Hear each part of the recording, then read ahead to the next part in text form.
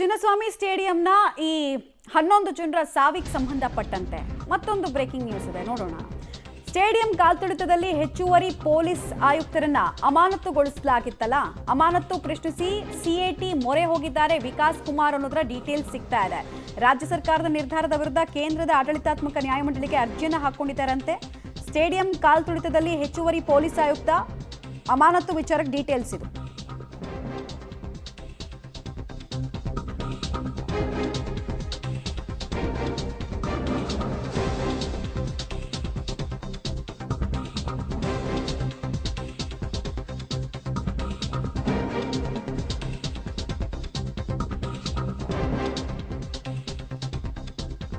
ಸಿಎಟಿಗೆ ಹೋಗಬಹುದು ಅನ್ನುವಂತಹ ನಿರೀಕ್ಷೆ ಇತ್ತು.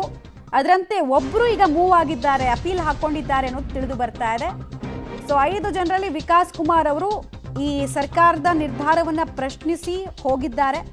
ಅಲ್ಲಿ ಯಾವ ರೀತಿಯಾದಂತಹ ನಿರ್ಧಾರ ಬರುತ್ತೆ ಅನ್ನೋದನ್ನ ನೋಡಬೇಕು. ಯಾಕಂದ್ರೆ ಪೊಲೀಸರಿಗೆ ಪ್ರತಿ ಸಲ ಅವ್ರಿಗೆ ಅನ್ಯಾಯ ಆಗಿದೆ ಅಂತ ಅನ್ಸಿದ್ರೆ ಇಲ್ಲಿಗೆ ಹೋಗ್ತಾರೆ. ವರ್ಗಾವಣೆ ವಿಚಾರ ಇರ್ಬೋದು, ಅಮಾನತ್ ವಿಚಾರ ಇರ್ಬೋದು, ಇಲ್ಲಿಗೆ ಹೋಗ್ತಾರೆ, ಇಲ್ಲಿ ಇತ್ಯರ್ಥ ಆಗುತ್ತೆ. ಡೀಟೇಲ್ಸ್ ಕೊಡ್ತಾರೆ. ಮುರಳಿ ಒಂದು ಎಕ್ಸ್ಪೆಕ್ಟೇಷನ್ ಅಂತೂ ಇತ್ತು ಸಿಎಟಿಗೆ ಮೂವ್ ಆಗಬಹುದು ಅಂತ. ಸೊ ಏನಂತ ಅಪೀಲ್ ಮಾಡಿದ್ದಾರೆ, ಇದು ಯಾವಾಗ ಇತ್ಯರ್ಥ ಆಗಬಹುದು? ಮಮತಾ, ಸದ್ಯಕ್ಕೆ ವಿಕಾಸ್ ಅವ್ರಿಗೆ ಮಾತ್ರ ಅದರ ಅವಕಾಶಗಳಿದ್ದು. ಯಾಕೆಂದ್ರೆ 1 ವರ್ಷದ ಒಳಗಾಗಿ ವರ್ಗಾವಣೆ ಆದ್ರೆ ಅದನ್ನ ಸಿಐಟಿ ಮೂಲಕ ಒಂದು ಪ್ರಶ್ನೆಯನ್ನ ಮಾಡ್ಲಿಕ್ಕೆ ಅವಕಾಶಗಳಿತ್ತು.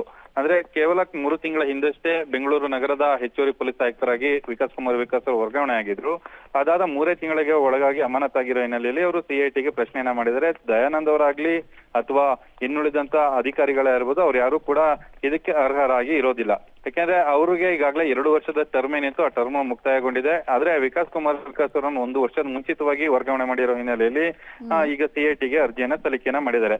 ಅರ್ಜಿಯನ್ನ ಸಲ್ಲಿಕೆ ಮಾಡಿ ಬಹುತೇಕ ನಾಳೆ ಅಥವಾ ನಾಡಿದ್ದು ಅದಕ್ಕೆ ಅರ್ಜಿ ವಿಚಾರಣೆ ಬರುವಂತ ಸಾಧ್ಯತೆಗಳಿದ್ದಾವೆ. ಜೊತೆಗೆ ಸರ್ಕಾರವು ಕೂಡ ಆಕ್ಷೇಪಣೆಯನ್ನ ಎತ್ತುತ್ತೆ. ಆಕ್ಷೇಪಣೆಯನ್ನ ಹಾಕುವ ಸಂದರ್ಭದಲ್ಲಿ ಯಾವ್ಯಾವ ಅಂಶಗಳನ್ನ ಹೇಳುತ್ತೆ ಮತ್ತು ಅವರ ಕಾರ್ಯವೈಖರಿ ಮತ್ತು ಅವರ ಕರ್ತವ್ಯ ಲೋಪ ಏನಿತ್ತು, ಕರ್ತವ್ಯ ಲೋಪದ ಆರೋಪ ಏನಿದೆ ಅದನ್ನ ಏನು ಸಿಐಟಿ ಮುಂದೆ ಹೇಳುವಂತದ್ದು. ಜೊತೆಗೆ ಇವರು 1 ವರ್ಷದ ಒಳಗಾಗಿ ವರ್ಗಾವಣೆ ಅನ್ನೋದಕ್ಕಿಂತ ಹೆಚ್ಚಾಗಿ ಅಮಾನತನ್ನ ಮಾಡಿರೋ ಹಿನ್ನೆಲೆಯಲ್ಲಿ ಅಮಾನತನ್ನ ರಿವೋಕ್ ಮಾಡಿಸ್ಕೊಳ್ಳುವಂತ ಒಂದಷ್ಟು ಪ್ರಯತ್ನಗಳು, ವರ್ಗಾವಣೆಯಕ್ಕಿಂತ ಹೆಚ್ಚಾಗಿ ಅಮಾನತನ್ನ ರಿವೋಕ್ ಅನ್ನ ಮಾಡ್ಕೊಂಡ್ರೆ ಅದಕ್ಕೆ ಅವ್ರಿಗೆ ಸ್ವಲ್ಪ ಮುಂದಿನ ದಿನಗಳಲ್ಲಿ ಹೆಲ್ಪ್ ಆಗುವಂತ ಸಾಧ್ಯತೆಗಳಿರ್ತವೆ. ಆ ಹಿನ್ನೆಲೆಯಲ್ಲಿ ಸಿಐಟಿಗೆ ಹೋಗಿದ್ದಾರೆ. ನಾಳೆ ಅರ್ಜಿ ವಿಚಾರಣೆಗೆ ಬಂದ ಸಂದರ್ಭದಲ್ಲಿ ಅದು ಏನೇನನ್ನ ಪರಿಗಣನೆಗೆ ತೆಗೆದುಕೊಳ್ಳುತ್ತೆ ನ್ಯಾಯಾಲಯ. ಜೊತೆಗೆ ಇವರು ಯಾವ್ಯಾವ ಅಂಶಗಳನ್ನ ಇಟ್ಟು ವಾದವನ್ನ ಮಾಡ್ತಾರೆ ಮತ್ತು ಸರ್ಕಾರದಿಂದ ಕರ್ತವ್ಯ ಲೋಪ ವಿಚಾರಕ್ಕೆ ಸಂಬಂಧಪಟ್ಟಂತೆ ಯಾವ ಅಂಶಗಳನ್ನ ಮುನ್ನೆಲೆಗೆ ಇಡುತ್ತೆ ಅನ್ನೋದ್ರ ಬಗ್ಗೆ ಕಾದ್ ನೋಡ್ಬೇಕಾಗಿರುವಂತದ್ದು. ಮಮತಾ, ಈಗ ಉಳಿದಂತಹ ಅಧಿಕಾರಿಗಳಿಗೆ ಕೇಂದ್ರದಿಂದ ಆ ನಿರ್ಧಾರವನ್ನು ತೆಗೆದುಕೊಳ್ಬಹುದಲ್ಲ, ಅದೊಂದೇ ಆಪ್ಷನ್ ಇರೋದು. ರಾಜ್ಯ ಕೇಂದ್ರಕ್ಕೆ ಹೇಳ್ಬೇಕಾಗತ್ತೆ ಈ IPS ಅಧಿಕಾರಿಗಳನ್ನ ಯಾಕೆ ನಾವು ಅಮಾನತ್ ಮಾಡೋದು ಅಂತ. ಅವ್ರು ಕನ್ವಿನ್ಸ್ ಮಾಡ್ಲಿಲ್ಲ ಅಂದ್ರೆ ಅದು ರಿವೋಕ್ ಆಗೋ ಚಾನ್ಸಸ್ ಇರುತ್ತೆ.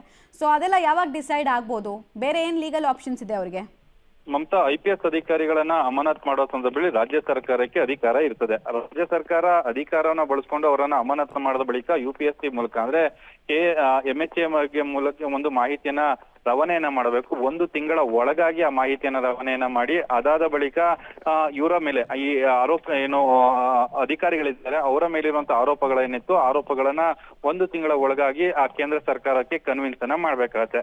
ಕನ್ವಿನ್ಸ್ ಅನ್ನ ಮಾಡಿ ಕೇಂದ್ರ ಸರ್ಕಾರ ಅದಕ್ಕೆ ಸಂಬಂಧಪಟ್ಟಂತೆ ಕನ್ವಿನ್ಸ್ ಆಗಿ ಅದನ್ನ ಎತ್ತಿ ಹಿಡಿದ್ರೆ, ಅಂದ್ರೆ ರಾಜ್ಯ ಸರ್ಕಾರದ ಆದೇಶವನ್ನ ಎತ್ತಿ ಹಿಡಿದ್ರೆ ಅವರ ಅಮಾನತು ಕಂಟಿನ್ಯೂ ಆಗುತ್ತೆ. ಅಕಸ್ಮಾತ್ ಕೇಂದ್ರ ಸರ್ಕಾರವು ಕೂಡ ಇದನ್ನ ಒಪ್ಲಿಲ್ಲ ಅಂದ್ರೆ, ಯಾವ್ದೋ ವಿಚಾರಕ್ಕೆ ಒಪ್ಲಿಲ್ಲ ಅಂದ ಸಂದರ್ಭದಲ್ಲಿ ಅವರ ಅಮಾನತ್ ರಿವೋಕ್ ಆಗುತ್ತೆ. ಅಂದ್ರೆ ಅವರ ಅಮಾನತನ್ನ ಆದೇಶ ಏನಿತ್ತು ಅದನ್ನ ರದ್ದನ್ನ ಪಡಿಸ್ತಾರೆ. ಆದ್ರೆ ಅವ್ರಿಗೆ ಸಿಕ್ಬೇಕಾದಂತ ಪೊಸಿಷನ್ ಏನಿತ್ತು, ಈಗ ಉದಾಹರಣೆಗೆ ದಯಾನಂದ್ ಅವ್ರಿಗೆ ನಗರ ಪೊಲೀಸ್ ಆಯುಕ್ತರಾಗಿ ವಾಪಸ್ ಸಿಕ್ಕೋದಿಲ್ಲ, ಅವರ ಅಮಾನತ್ ಮಾತ್ರ ರದ್ದಾಗುವಂಥದ್ದು.